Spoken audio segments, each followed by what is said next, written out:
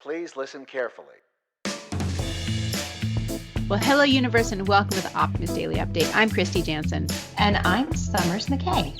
And we're part of the team behind the Optimist Daily, making solutions the news.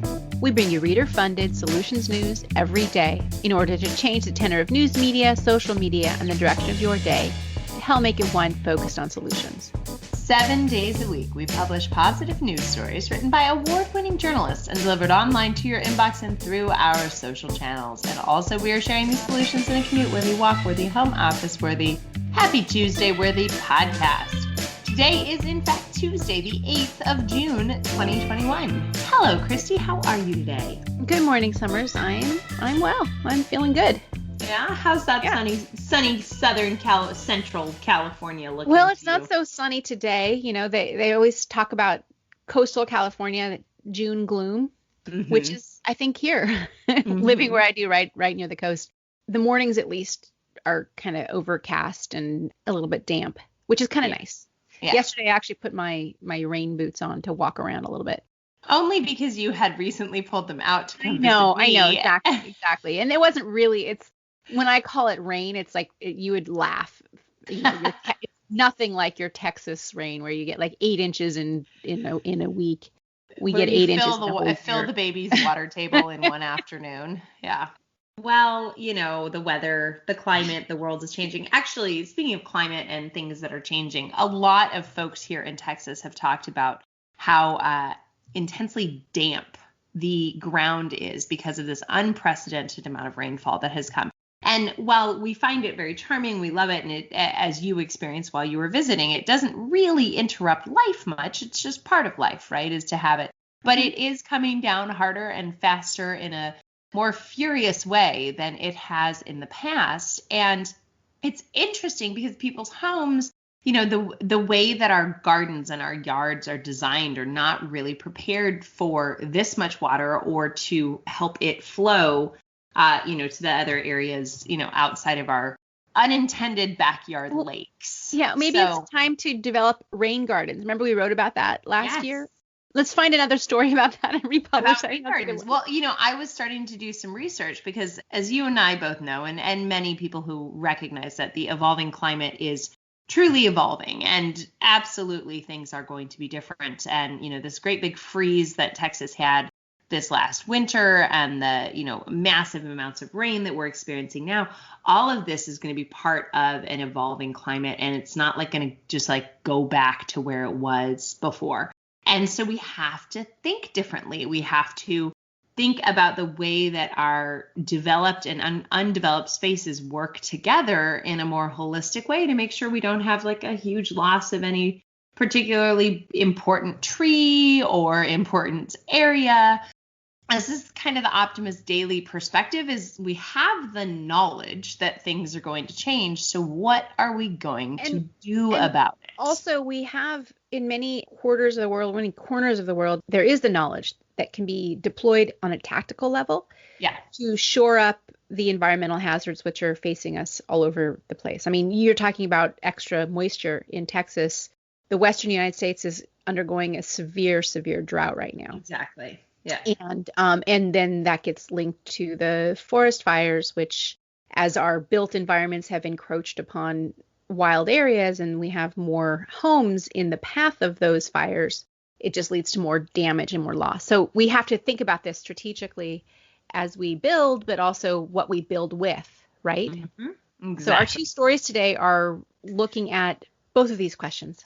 Right. Well, and this is an area that we love to talk about on the Optimist Daily, is design efficiencies, and then rewilding, and how to ensure that the tools and products that are going into making our world habitable for all of us humans doesn't make our world eventually inhabitable for all of us humans. So who's me gonna first go or first? you first? I don't know. I feel like we're like flipping this coin this morning. Let's go with you first, because mine is like the hug at the end of the pod. Well, I feel like mine's kind of a huggy story, although maybe not as touchy-feely, because we're talking about an industrial process right now. Yeah, exactly. I think mine's, So what is your headline today, Kristy? The headline that I'm going to talk about is, it reads, "Circular rugs scientists develop innovative process to recycle carpets.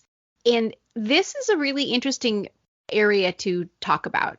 Carpets are not necessarily something you think about when it comes to landfill waste, but they actually make up about 3.5% of all landfill waste in the US. That's crazy, right? It Like, is. let's just take a second, guys. Old rugs. Yeah. 3.5% of the landfill in the United States. When you consider that one of the largest rug manufacturers is actually one of the leaders in sustainability, I'm talking about Interface, but their focus is mostly on like corporate areas and offices there. And Ray Anderson, who was the founder of Interface, was one of the early adopters, early converts to the idea that we needed to create sustainability in how we build things. His innovation was to use carpet tiles, because when you're in like an office environment, for example, it's the thoroughfare area which needs to be replaced more quickly. And in the old days, you would just have to rip up all the carpet and put it down. He started developing carpet tiles, which were originally invented in Europe, but he brought that to the United States. And then he also upgraded those to make them not just industrial looking, but nice. And now that Interface is a really interesting, innovative company that's fully committed to a zero footprint by using renewable energy in their production process, etc. This little background about carpets, it's something which actually has been, it is a concern. 4 billion pounds of waste in American landfills are carpet. And they're often made up of toxic materials. They're not made out of like cotton fibers, right? They're made out of polypropylene or other kinds of synthetic materials, which can really take hundreds of years to degrade in the landfill environment. And we've been talking about the circularity in like battery recycling and how we can come up with ways to recapture those materials and reuse them. And that's what this story is about. There's a group of scientists at Germany's Fraunhofer Institute for Building Physics, and they have developed an innovative carpet recycling process that is right now still in test mode, but it actually has very promising to figure out how to recover the high-grade polypropylene from those synthetic carpets and then be able to reinsert them into the manufacturing chain of making carpets or other materials that use polypropylene. The way they do this, again, it's a chemical process where they take the carpets from that would otherwise be in landfill, they process them by cutting them up and then melting them with liquefied salt in a reactor chamber. It sounds really awful and probably not a place that you'd ever want to go. But this helps to dissolve the polypropylene out of the carpet fibers and into the solvent. And it just leaves behind other impurities like dyes and other materials. And then they can separate that polypropylene from the solvent. And the solvent itself can mostly be reused, like 99% of it can be reused. And so then you get this, quotes, virgin standard plastic, which is harvested, the polypropylene, which can then be recycled into other high quality products. So again, it's trying to get into that circular loop where not only is the plastic in these carpets being recycled, but also the solvent, which is being used to separate that plastic and collect the plastic, is then largely recycled. So this is a pilot. There's a pilot plant which will be capable of recycling 1 ton of carpet waste per day, which should be up and running next year. And this novel process. It's interesting to think about how much a ton of carpet is, right? And, yes. And yeah. 1 ton of carpet waste per day will be able to be processed through this plant. And that should be up next March. And then this novel process could eventually recycle other types of waste materials containing polypropylene, which is in so many different things. So the reason I wanted to just highlight on this story is that you don't think about your carpets, and I was actually reading a science fiction book recently, and in this one, the carpets were made of moss. It was like living homes, right? Mm-hmm. I just think if we could make friends with have grass inside, basically, eventually that might be good.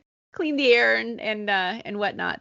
And also it'll be all natural. But in the meantime, being able to fully recycle our carpets and not leave those plastics to sit in landfill for hundreds of years, I think that's good. Well, and it's really interesting to think about when we think about working with developers or large scale, because yes, the company you referred to focused on industrial, but if we just think about apartments, In our home, certainly we have carpets upstairs, and I don't think it probably gets replaced as often as it might if you were in an apartment building with high turnover or high moving. And I think about the various apartments I've lived in, and I got really frustrated at some of the carpet, and I insisted upon laminate being installed, which probably the production of laminate is not better for this earth, but I hated the idea that the carpet was continually being just pulled up, reinstalled. It just seemed like such a waste. And then it also seemed like such a health hazard. So, right. The idea of what are more sustainable floors, and is it laminate? Is it bamboo? What has the longest life cycle? And if you must have carpets, what has the ability to be recycled? And all of these things we can think about. And if you are in industrial design or you work with developers, these are the kind of things you can ask when you're moving into an apartment. These are the choices we can make going forward. Mm-hmm. Speaking of choices we can make going forward. Mm-hmm. Yeah. So what do you want to talk about today? I want to talk about women, the ocean, villages, good things. I love this story. The headline reads, ActionAid helps women in coastal villages rewild mangrove forests. Now, the mangrove has gotten a lot of press lately because the realization that mangroves, which are basically a water-dwelling forest, they're being deforested worldwide, and that is a huge problem. At the Optimist Daily, we've written about ActionAid, a nonprofit organization that focuses on training and educating women who live in areas deeply affected by climate change to take on climate adaptive livelihoods that will protect them and their environment. This is like solution candy here, right? You've got a nonprofit organization teaching underserved communities how to take on climate change in a financially beneficial way. This is so my jam. And it's by the ocean. Exactly. And social justice, environmental action, and all good stuff. Right. So previously we did write about ActionAid teaching women in Cambodia how to cultivate floating gardens, which helps them withstand the heavy monsoon season and provide continued sustenance for the community during these monsoon seasons. And another way that ActionAid is supporting women in Cambodia is teaching them how to restore and protect the rapidly disappearing mangrove forests that offer the communities protection from harsh weather, as well as a natural habitat for fish and marine life. A school teacher in the area, her name is Varu Mat, and mother of 3 from Kampot province, is quoted as saying, "Mangroves are life. Without mangroves, there is no biodiversity, and our fishermen will lose their income." So with more than 62% in the last 30 years of mangroves reduction in size, this is clearly an issue. The villages on the coast of these provinces in Cambodia are really vulnerable to storm surges. And this opportunity now basically is to prevent all of the damage that comes from a absence of mangroves. Right. And it's kind of like planting the billion trees. This is exactly. like repopulating the mangrove coast. I think we had a story a few months ago about a similar project in Kenya. I think we did. Yeah. And I think we probably profiled it too, because this is such an important tool. This particular organization initially planned to just plant 100,000 mangrove saplings, but they have already surpassed the target. The charity has educated around 50 women across Cambodia about climate science and has encouraged them to play an active role in decision-making for their communities. So we are lifting up communities by educating people, by educating women, by giving them tools and giving them businesses. And this is fantastic. So if you guys, want a feel-good story that will educate, inspire, empower people, find this one on social and share it. It's a great one to read. I like this article, and I am glad you highlighted it. And I do think it touches on both female empowerment and also addressing climate change and also keeping biodiversity healthy, which, mangrove forests, not only do they protect against storm surge, but they're also sort of the fisheries of the coastline. So they're directly connected to people being able to make a living. Yep. What else do we have on the Optimist Daily today, Well, Kristy? All right. So other headlines today. Scientists have created an eco-friendly pesticide using brewing waste. So another use for your old beer. For some beer water. Yay. A team of bird paramedics is saving migratory species in New York City. We offer 8 ways to manage social anxiety and feelings of shyness, which are maybe even more active right now that we're all venturing back into the world after our COVID lockdowns of the last year. Scientists produce a sweet that is supporting dental health instead of destroying it. I think that's a good thing once, instead of ruining our teeth with candy. What else, Summers? There is the America's first transgender suicide hotline is up and running. As we all know that transgender youth are really at risk for suicide as well as other forms of violence. So that's fantastic that is available. There is an app that helps distribute food to people experiencing hunger. 3 therapeutic alliance tips to help make the most out of your session. If you are going to therapy, we all should be in therapy. I have therapy later today. Researchers train an AI system to sniff out cancer. That and much, much more, as always, is available on the Optimist Daily. Thank you all for listening to Kristy and I jabber away on today's Optimist Daily update. We promise to continue to share positive, solution-based stories with ideas on how you can participate in this changing world and ensure it is changed for the good. You know our jam, guys. Please consider becoming an emissary on OptimistDaily.com. For just $5 a month, support reader-funded independent journalism. Let me make this clear. We are supported by you, our listeners, and our readers, so please, please sign up.